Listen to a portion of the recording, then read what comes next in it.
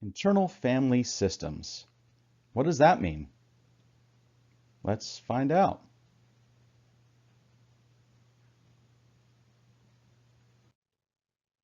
Have you ever recognized a critical internal voice that maybe sounds like someone else? Have you ever felt torn between two opposing desires or decisions? Have you noticed that you act differently around friends, family members, or your spouse? Have you ever felt you are like Jekyll and Hyde? Then you might be familiar with your internal family system, or parts of your personality. Hey everybody, thank you for watching my videos. Hopefully you've had an opportunity to go back and watch that previous video called Storytime or Storytime with Brian. It's important that you see that because it illustrates what we're going to talk about next. In that story, you will recognize that there's different characters. There's a little boy, and then that little boy gets older and then later becomes a man. And then this little superhero that he has that kind of follows him through his life. So those characters represent various internal parts or subpersonalities in this individual's life. Especially the superhero and then that little boy. The man, the one that grows up, kind of represents the whole self or the person, but we'll get into that a little later. In each of us exists a unique inner family of subpersonalities or parts that make up our personality.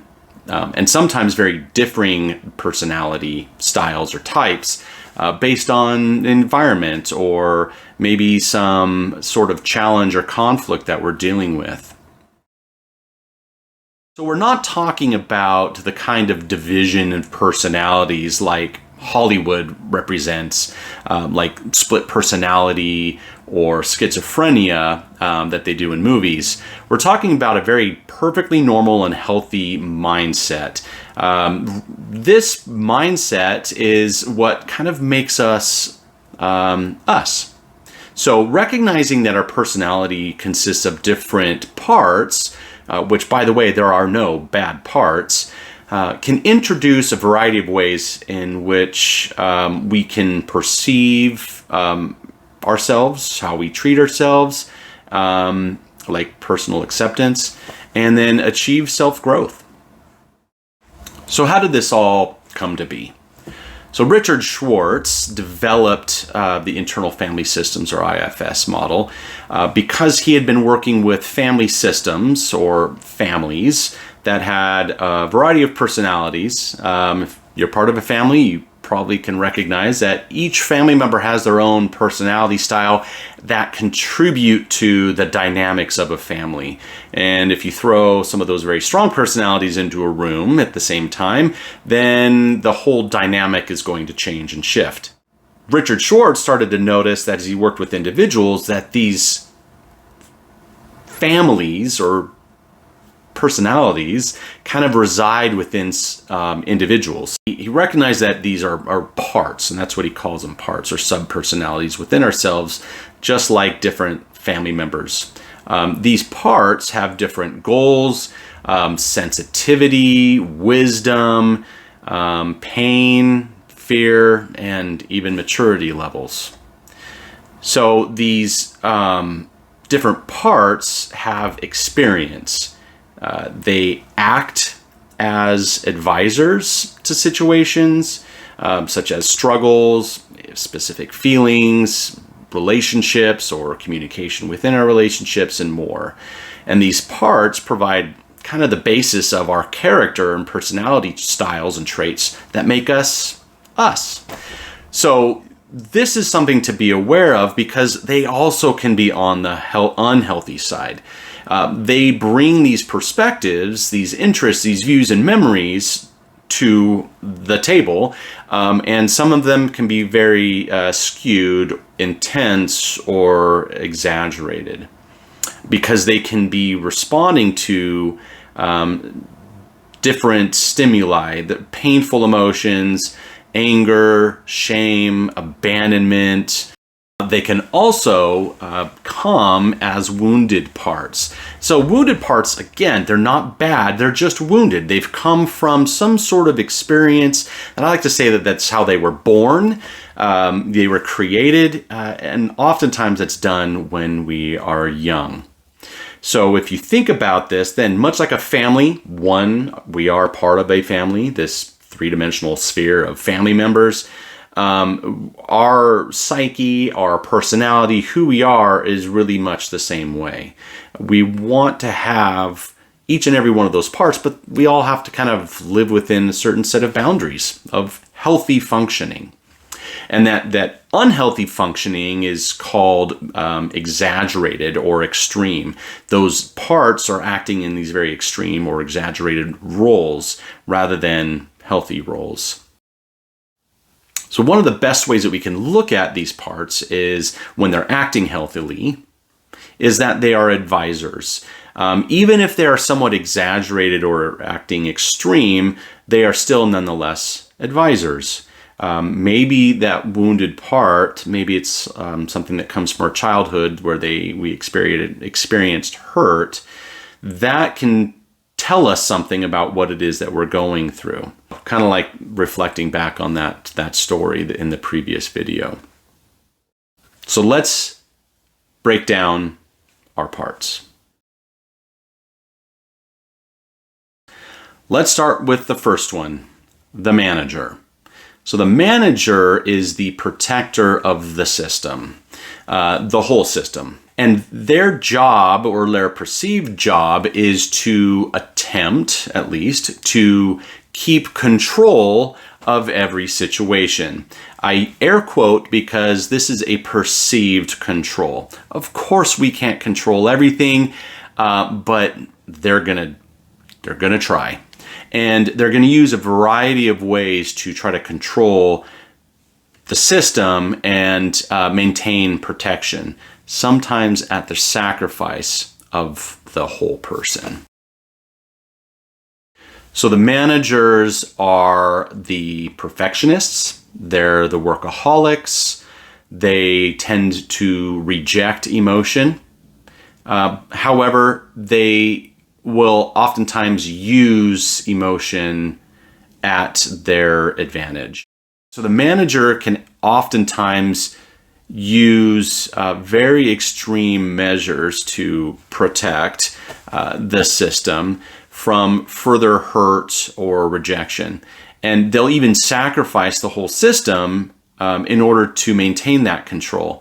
So this can be very critical thinking in a way that will hurt, let's say, hurt ourselves emotionally or mentally. Things like very, very critical thinking. You're stupid. You're not good enough. No one is going to love you. You might as well just give up because you're worthless. These are the types of efforts that the manager can use in very extreme situations. And what that will do is it kind of robs us of our motivation, which in essence is keeping us from putting ourselves out there. So think of that if, like, for instance, you had a very low self-esteem and you were trying to maybe go on a date. You're not going to want to approach this person and then out of fear of rejection. And then you stop because you recognize that, I'm not good enough and, no one's going to love me. So that can be very much the manager that's trying to maintain that control. All right, the next one. Let's talk about the exiles. The exiles are the best way to put it is that they're the hurt child. They're oftentimes very young. They feel very young. And that's something that you'll start to recognize, that these different parts also feel like a certain age. And as a therapist, I ask these my clients, like, how do they feel? How old do they feel when they are feeling these things or experiencing these very extreme moments or extreme emotions where they're reacting in a certain way. I've had individuals like, oh no, I'm 8. And they kind of feel that way and they can recognize where they the memories of where that came.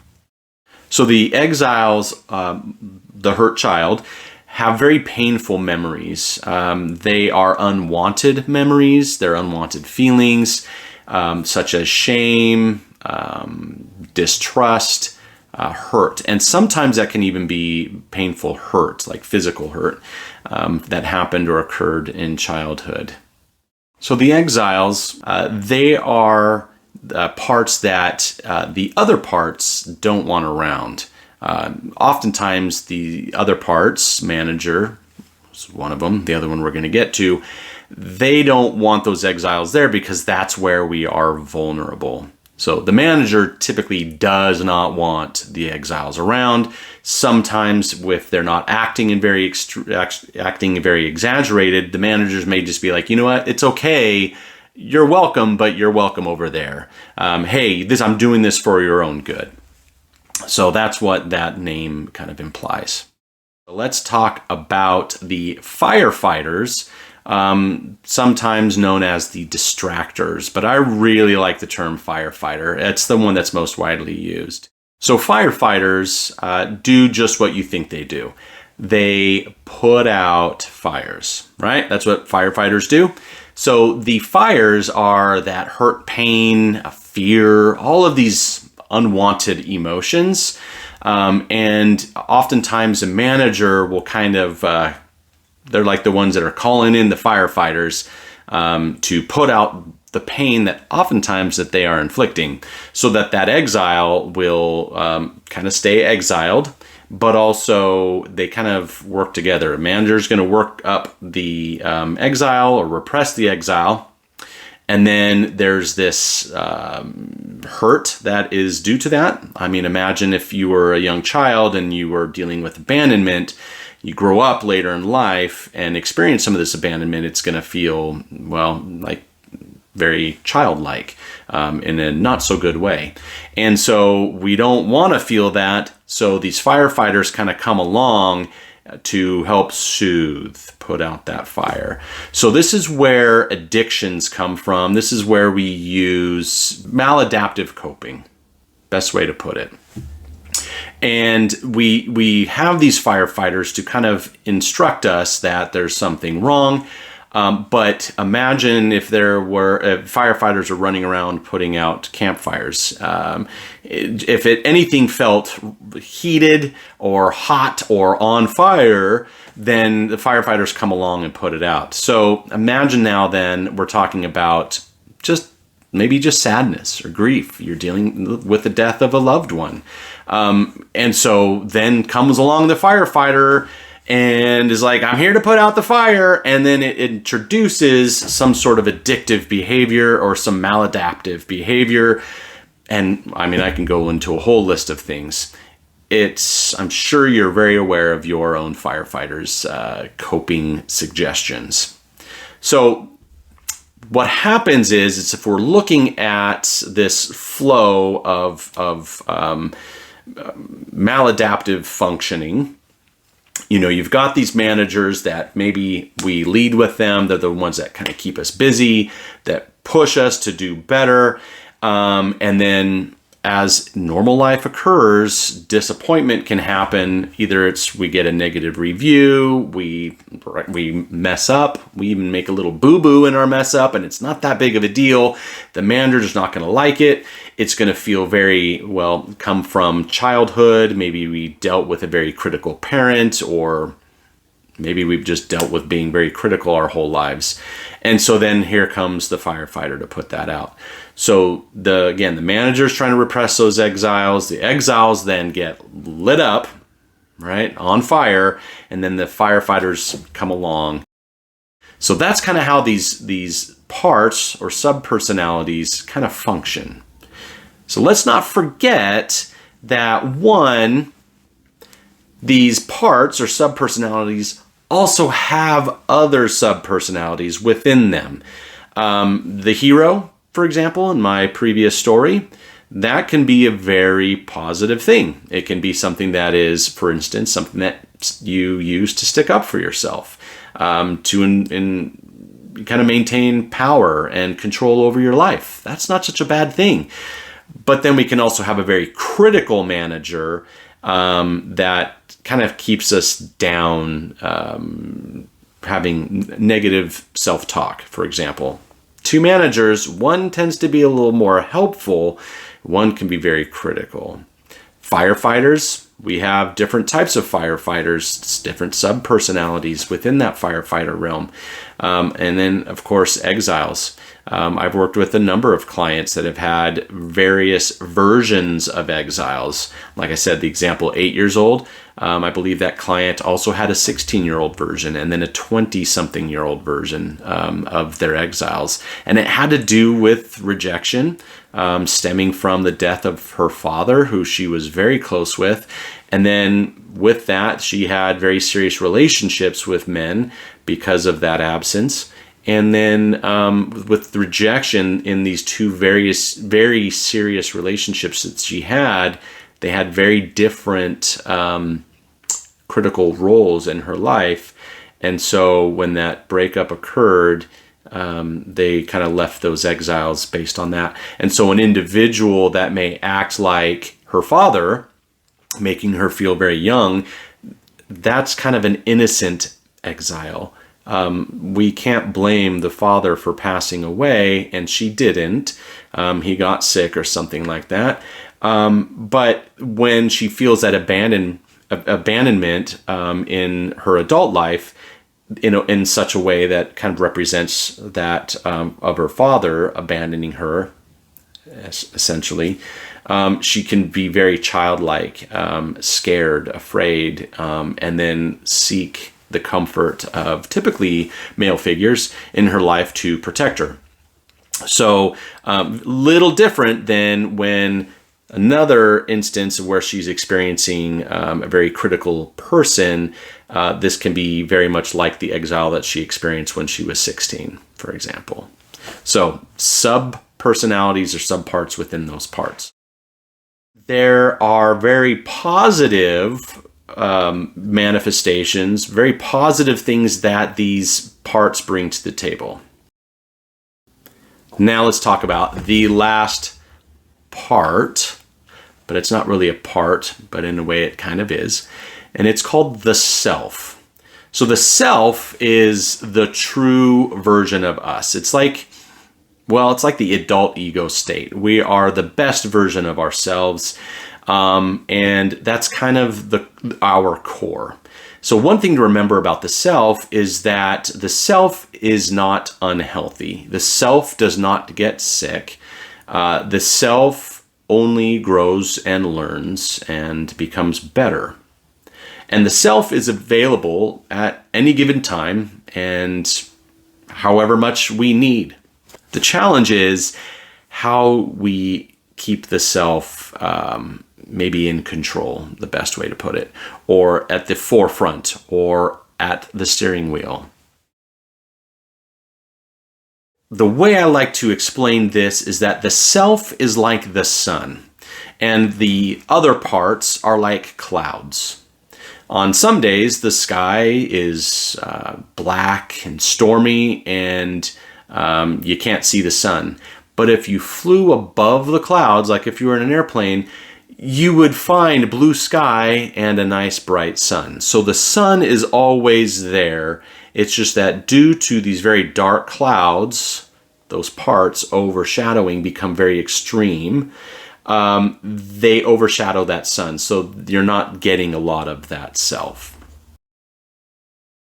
So we have now this idea of this, blue sky. But the truth is that even on a very healthy, sunny, bright day, there still can be clouds. Those clouds can provide some shade, and they can be very pleasant. They give our life, our day, variety.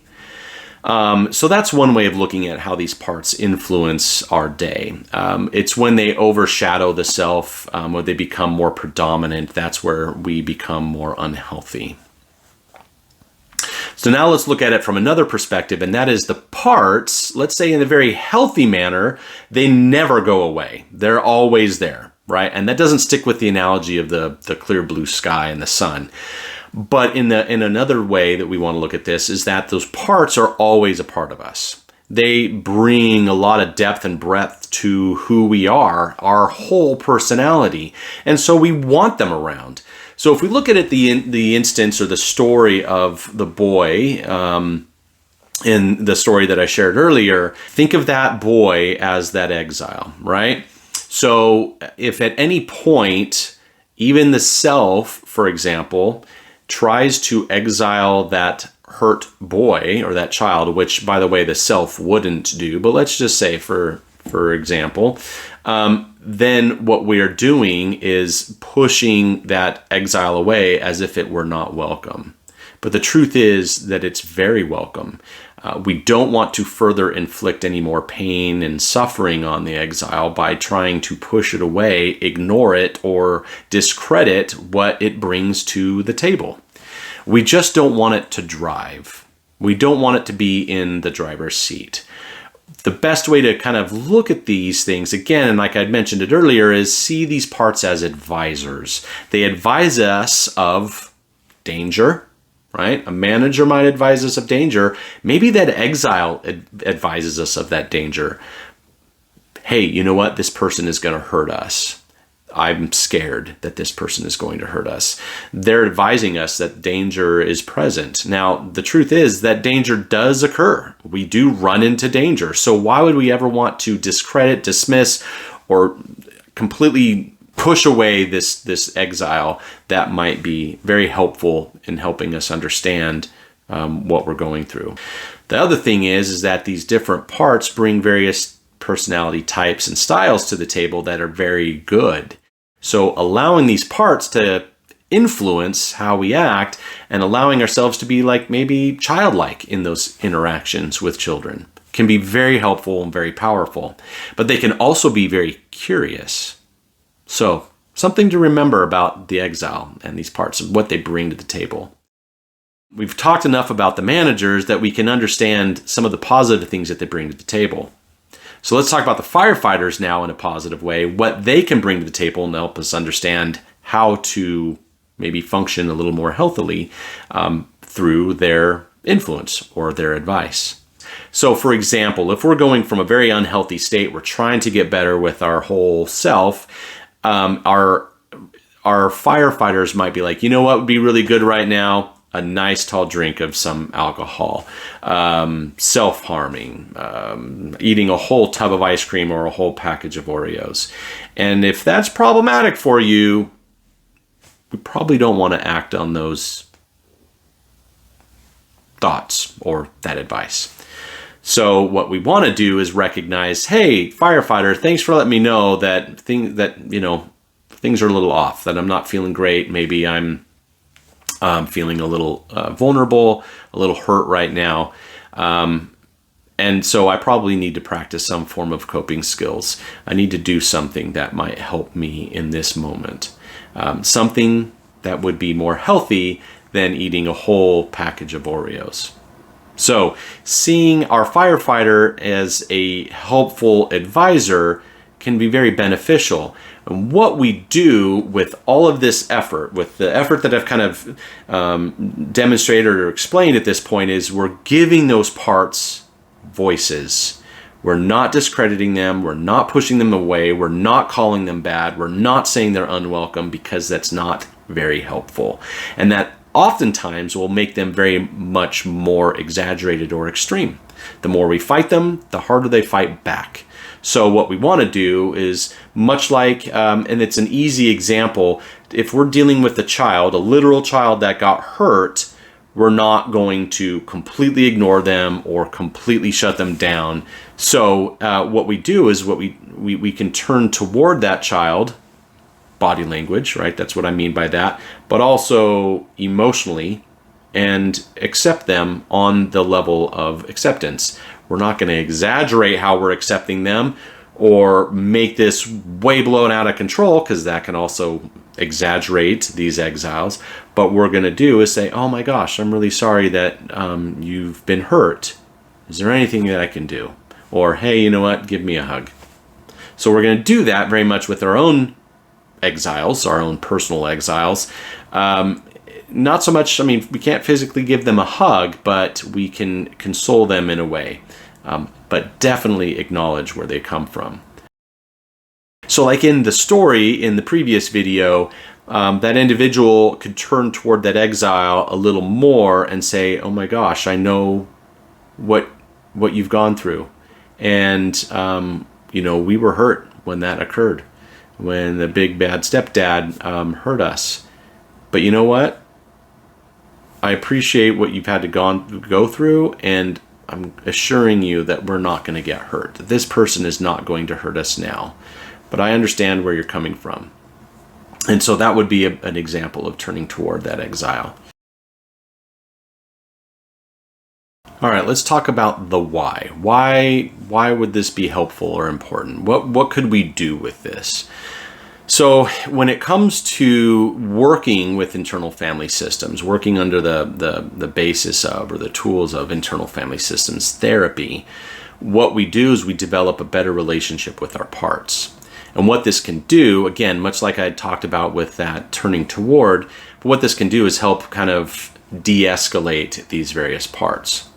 Because at any given time, those parts, much like that example of the cloudy day overshadowing the self, it can be very out of balance. You can have a very large or exaggerated manager and a very tiny little bitty exile. And then maybe this firefighter, there's a lot of movement. It's kind of like clouds on a very windy day, shifting and moving throughout the sky, so overshadowing that self. So another why would be if we're trying to work on ourselves, if we're struggling with mental health, depression, anxiety, suicidal thoughts. If we're trying to get over that, we're trying to improve, grow, and move further away from those challenges or struggles, then internal family systems therapy can be very beneficial as we turn toward them. So let's look at the example of maybe addiction or suicidality, meaning having suicidal thoughts, and maybe they're just fleeting, right? But those thoughts come in. That very much can be the firefighter. And yes, the firefighters can even become so exaggerated that they are willing to put out that fire permanently, at least what they think. I mean, we see it. We see it all the time. People are exterminating their flame completely, completing their suicide because of that internal pain that they are experiencing. And people do that in a very similar way with drugs and alcohol. They are trying to numb or cope, forget some of those struggles that they're going through. So what would help is that if we were in those moments and dealing with either of those challenges, to address the firefighter for what they are, an advisor, and telling us what we might do to help us cope in that moment. Yes, it's very unhealthy what they're trying to tell us, but if we were to then maybe have this internal conversation with them and say, hey, look, I know that we're struggling right now. I know that this is very painful, very scary, and it feels like our life is completely out of control. But let's think about something that might be more within our control. That might be something that I am willing to do that's not going to create any more shame or despair or problems in our life. And you might be surprised that firefighter, for example, might give better advice. Because one, you're acknowledging them, you are accepting them as what they are, just not accepting the advice that they are giving. You're open to having that conversation. So that can be very helpful. Sometimes getting familiar with these parts and having this internal dialogue can be very helpful. The other thing is that the individual that I'm working with is in this constant fluctuation of these parts, and that's very uncomfortable. It's a lot of this emotional up and down and this internal fight. And I have had it happen right in front of me where the individual now has this awareness of these parts, and it's as if they are free. They now can accept themselves a little bit more.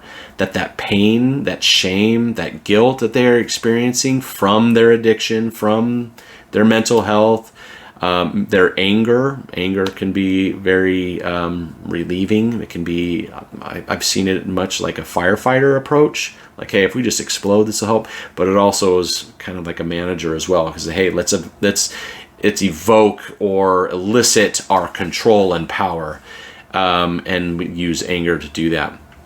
But when you start to recognize that that's not helping, then there's this shame. The exile comes along and feels very ashamed of what they've done to hurt other people, for example. So having that internal dialogue with these parts, and then really having that self at the forefront, you, like the perfect version of you, in the center, having this conversation, can be freeing. So we've covered a lot in this video. I probably have spent a lot of time editing, trying to get this to fit into a shorter video. What I would recommend at this point is think about some of these things. Do a little research online. There's a lot of information out there. But if you find, this is kind of a warning, if you find that you are experiencing some of those firefighter traits, right, where firefighters trying to tell you something to do, then that might mean that we have exacerbated or awakened the exile or manager. So just be aware of that in yourself. If you've noticed a shift, a change in your mood, your emotions, maybe not initially, but maybe later on, just be aware that one of those parts might be a little exaggerated, feeling a little more vulnerable. So sometimes these parts don't like to be called out or brought to the surface because they feel like you're going to take that power, control, or kind of their role away from them. And that's not what we want to do. We want to use them and have them advise us of anything that goes on, but we definitely don't want them to be in control. We want to accept and have them help us. So thank you very much for watching. I appreciate it. If you have any questions or comments, comment down below, and share this video with others that you might think this would be helpful for. I'm sure you have family members that you can recognize some of these things, like, I wonder what that's about. That might be something that they're dealing with. Our parts can play off of each other much like family members play off of each other in a healthy and unhealthy way. So recognize that as you have family members that push your buttons, you may be pushing someone else's buttons.